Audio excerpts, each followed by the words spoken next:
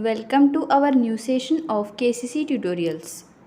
सो students, आज हम लोग 10वीं कक्षा की हिंदी लोक भारती की 11वीं कविता समता की ओर ये पढ़ने जा रहे हैं, जो लिखी गई है मुकुटधर पांडेय इनके द्वारा। बहुत ही अच्छी और सुंदर कविता है समता की ओर। समता मतलब क्या? इक्वालिटी, समानता, समता। ये कविता आज हम यहाँ पर पढ़ने वाले हैं समता की ओर, जो लिखी गई है मुकुटधर पांडेय इनके द्वारा। वीडियो स्टार्ट करने से पहले आपको एक रिक्वेस्ट है कि आपको अगर हमारे वीडियोस अच्छे लगते हो, इसका फ़ायदा होता हो, तो इसे ज़्यादा से ज़्यादा लाइक, शेयर और कमेंट कीजिए और हमारे चैनल को सब्सक्राइब कीजिए। तो चलिए शुरू करते हैं, जानते हैं इनके बारे में। मुकुटधर पांडेय, देखिए क्या है इनके बारे में जानते हैं। इनका जन्म 1895 बिलासपुर छत्तीसगढ़ में हुआ था और इनकी मृत्यु 1989 में हुई थी। छायावाद के प्रतिष्ठित कवि मुकुटधर पांडेय जी ने 12 वर्ष की अल्पायु से ही लिखना शुरू कर दिया था। देखिए कितने कम आयु में इन्होंने लिखना शुरू कर दिया था। सिर्फ 11 वर्ष की अल्पायु से ही इन्होंने लिखना शुरू कर दिया था। आपकी काव्य रचनाओं में मानव प्रेम, प्रकृति सौंदर्य, मानवीकरण, आध्यात्मिकता और गीतात्मकता के तत्व प्रमुखता से परिलक्षित होते हैं। ये सभी बातें इनके लेखन में होती है। आपने पद्य के साथ साथ गद्य में भी पूरे अधिकार के साथ लिखा है। ये पद्य भी लिखते हैं और गद्य भी लिखते थे, मतलब इन्होंने लिखा है पद्य और गद्य दोनों भी। आपने निबंध और आलोचना ग्रंथ भी लिखे हैं। इनकी प्रमुख कृतियाँ देखिए, पूजा फूल, शैलबाला ये कविता संग्रह इनका, लक्ष्मा अनुदित उपन्यास है, परिश्रम ये निबंध है, हृदयदान, मामा, स्मृतिपुंज आदि इनके लेखन है। इस पद्य में हमें क्या पढ़ना है, इस कविता में हमें क्या पढ़ना है, देखिए यहाँ पर बताया गया है। प्रस्तुत कविता में कवि ने शिशिर ऋतु में पड़ने वाली अत्यधिक ठंड से परेशान प्राणियों, साधन संपन्न एवं अभावग्रस्त व्यक्तियों के जीवन यापन का सजीव वर्णन किया है। ठंड में कैसे सभी जगह माहौल हो जाता है, सभी तरफ कैसे ठंड छा जाती है, तो जो धनवान लोग होते हैं ये अपने घरों में सुरक्षित रहते हैं।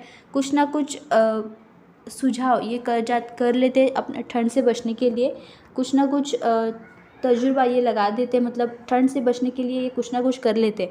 लेकिन जो प्राणी होते हैं और जो गरीब और लाचार लोग होते हैं, ये क्या कर सकते हैं, ये कहाँ पर जाए, ये ठंड से बचने के लिए इन्हें क्या मिलता है। तो ये सभी बातें यहाँ पर इन्होंने बताई है कि समाज में ये दोनों तरीके के लोग होते हैं, गरीब और श्रीमंत।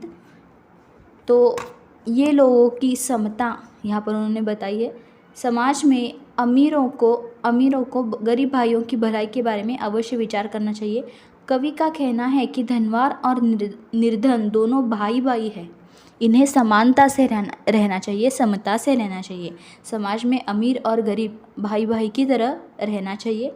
ये अवश्य इन्हें विचार करना चाहिए कि हमारे गरीब भाई भी है, मतलब इन्हें भी हमें मदद करनी चाहिए, ऐसा विचार अवश्य करना चाहिए। ये बात इन्होंने यहाँ पर बताई है इस कविता के माध्यम से। तो चलिए शुरू करते हैं हमारी कविता, पढ़ते हैं समता की ओर। बीत गया हेमंत भ्रात, शिशिर ऋतु आई।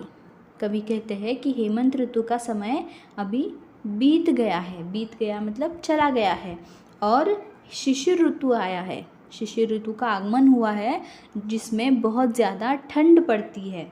प्रकृति हुई द्युतिहीन, अवनी में कुंजटिका है छाई। अवनी मतलब पृथ्वी में कुंजटिकाएं छाई, मतलब बहुत ही ठंड सभी तरफ छा गई है। पृथ्वी जो है वो द्युतिहीन हो गई है, कुंजटिका छाई है, मतलब शिशिर ऋतु का आगमन हो गया है। शिशिर ऋतु की जो कंपा देने वाली ठंड है, इसके कारण प्रकृति में सभी तरफ ठंड सी छा गई है और पृथ्वी पर धुंधलका छा गया है। सभी जगह ऐसे धुंधला सा वातावरण हो गया है। पड़ता खूब तुषार, पद्मदल तालों में बिलखाते, अन्यायी रूप के दंडों से यथा लोग दुख पाते। देखिए कितना अच्छा उदाहरण इन्होंने यहाँ पर दिया है। जिस तरह अन्यायी रूप के दंडों से लोग दुख पाते हैं, मतलब अगर कोई ऐसा राजा है, अन्यायी और निर्दयी अगर राजा है, तो इस राजा के तरह तरह के जो दंड होते हैं, उससे राज्य की प्रजा जैसे दुखी होती है, उसी की तरह ठंड के कारण पानी में जो पद्मदल खिले हैं, पद्मदल मतलब कमल के जो फूल खिले हैं, इन्हें बहुत कष्ट हो रहा है। किनके कारण? पड़ता खूब तुषार, तुषार मतलब बर्फ़ गिर रहा है। ठंड के कारण खूब बर्फ़ गिर रही है और इसके कारण तालाबों में जो तालों में मतलब तालाबों में जो कमल के फूल खिले हुए हैं, उन्हें बहुत कष्ट हो रहा है। कवि कह रहे हैं कि ठंड के कारण खूब बर्फ़ गिर रही है। पड़ता खूब तुषार मतलब खूब बर्फ़ गिर रही है। इससे तालाबों में जो पद्मदल खिले हैं, पद्मदल मतलब कमल के फूल खिले हैं, इन फूलों को बहुत कष्ट हो रहे हैं। कवि कहते हैं कि ये कष्ट उसी की तरह है जैसे कि अन्यायी नृप के, मतलब नृप मतलब क्या? राजा। नृप मतलब राजा, अन्यायी मतलब जो अच्छी तरह से न्याय न करे, निर्दयी हो।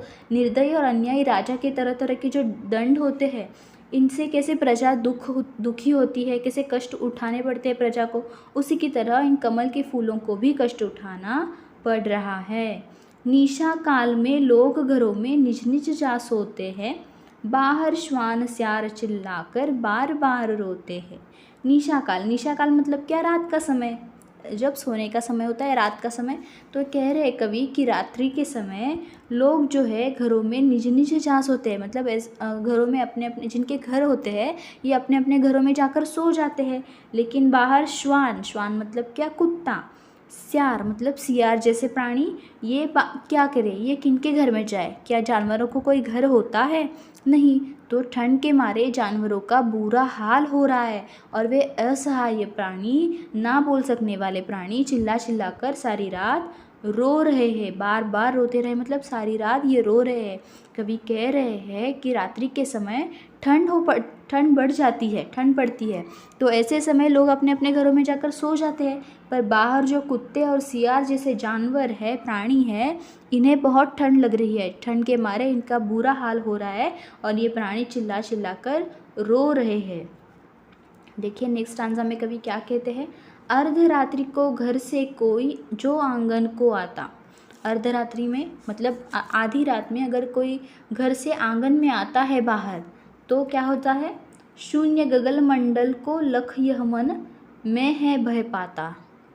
आधी रात को यदि कोई व्यक्ति घर के आंगन में आकर आता है और बाहर आकर ये सोने से आकाश को देखता है, गगनमंडल मतलब आकाश को देखता है, तो वहाँ का अंधेरा दृश्य देखकर उसे डर लगने लगता है, क्योंकि आकाश जो है वो गगनमंडल पूरा साफ हुआ होता है, तो अंधेरे के कारण उसे डर लगने लगता है। मन में है भय पाता, भय मतलब उसे डर लगने लगता है। तारे निपट मलिन चंदने पांडुवर्ण है पाया, मानो किसी राज्य पर है राष्ट्रीय कष्ट कुछ आया।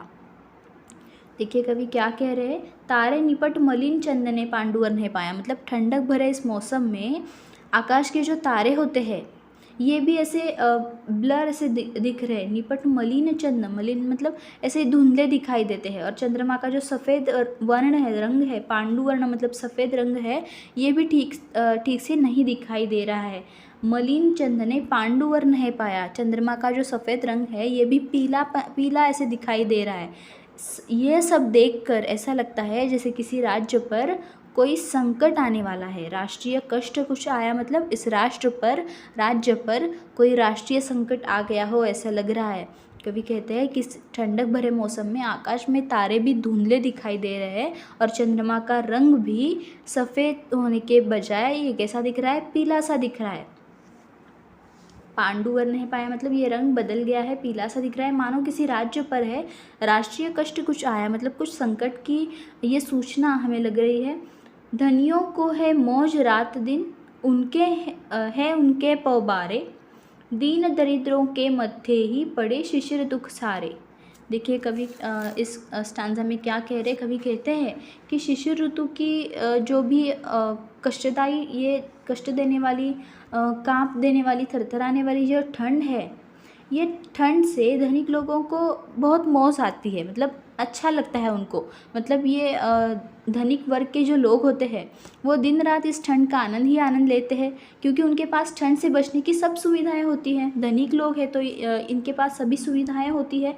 लेकिन दीन दरिद्र जो लोग होते हैं उन्हीं के मत्थे शिशिर के सारे दुख पड़ते हैं। मतलब केवल लाचार और गरीब लोग हैं इन्हीं के लिए ये शिशिर ऋतु कष्टदायी होता है, क्योंकि उनके पास ठंड से बचने के लिए कोई सुख सुविधाएं नहीं है, घर नहीं है रहने के लिए, तो उन्हें ये शिशिर के दुख भोगने पड़ते हैं, इस ठंड के दुख भोगने पड़ते हैं। ठंड वही है, लेकिन इस ठंड को कोई खुशी से मनाता है तो कोई इस ठंड को बुराई से मनाता है, मतलब अच्छी नहीं लगती। ये ठंड किसी को अच्छी लगती है तो किसी को अच्छी नहीं लगती है, क्योंकि गरीब और श्रीमंत ऐसी दरी समाज में होने के कारण ऐसा होता है।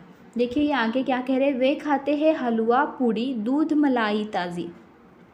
जो धनिक लोग होते हैं ये क्या खाते हैं, हलवा पूड़ी और दूध मलाई ताज़ी, मतलब ताज़ी सी दूध मलाई और हलवा पूड़ी ये लोग खाते हैं। इन्हें नहीं मिलती पर सूखी रोटी और न भाजी, मतलब ये जो गरीब लोग हैं, इन गरीब लोगों को सूखी रोटी और सब्ज़ी भी नसीब में नहीं होती। इन्हें नहीं मिलती सूखी रोटी और न भाजी, मतलब इतना भी खाना इनके नसीब में नहीं होता। और वहाँ पर धनिक लोग तो वो तो हलवा पूड़ी और ताज़ी दूध मलाई खाते हैं और ठंड का भी आनंद लेते हैं, लेकिन लाचार और गरीबों को सूखी रोटी भी नसीब में नहीं होती है। वे सुख से रंगीन कीमती ओढ़े शाल दुशाले, पर इनके कंपित बदनों पर गिरते हैं नित पाले। देखिए कवि क्या कह रहे हैं, ये जो धनिक लोग हैं ये ठंड से बचने के लिए क्या करते हैं, शाल ओढ़ते हैं। शाल ओढ़ते मतलब अपने शरीर को ठंड से बचने के लिए रंगीन और भारी भारी जो शाल होती है, शाल दुशाले होती हैं, ये ओढ़ते हैं जिससे उन्हें ठंड नहीं लगती। लेकिन ये जो गरीब लोग हैं इनके पास तो कोई ऐसे ठंड से बचने के लिए कुछ होता नहीं है, उल्टा इनका सामना उन्हें प्रतिदिन पाले का सामना करना पड़ता है। इनके कंपित बदनों पर गिरते हैं नित पाले, मतलब हमेशा प्रतिदिन उन्हें पाले का सामना करना पड़ता है। धनिक लोग शाल दुशाले ओढ़ते हैं जिससे उन्हें ठंड नहीं लगती, किंतु उसी समय गरीबों को ठंड से कांपते हुए रातें काटनी पड़ती है, बहुत ठंड उनको लगती है और प्रतिदिन इन ठंड से उनका पाला पड़ता है। वह है सुख साधन से पूरित सुघर घरों के वासी, इनके टूटे फूटे घर में छाई सदा उदासी।